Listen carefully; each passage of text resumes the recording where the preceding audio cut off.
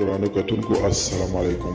زه محمد سلمان همدرد د حق غږ پښتو چینل خبري لنډیز کې ستاسو قربا اوس تاسو پام را اړوم د مهمو خبرونو لنډیز ته.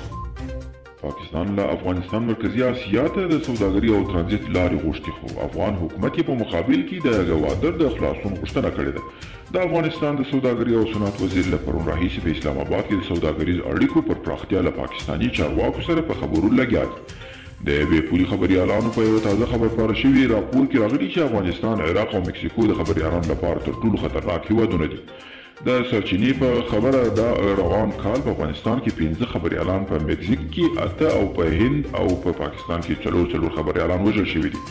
په امریکا کې د کورونا د نوي بڼې لومړۍ مثبته پیښه ثبت شوې ده. امریکایي رسنیو د راپورونو له مخې په نوي ویروس اخته کس 20 کلن دی او تر دې دمه د بهرني سفر سابقه نه لري. امریکایي چارواکي وایي چې دوی د کورونا د نوي بڼې د پراختیا د مخنیوي لپاره هڅې پیل کړي دي.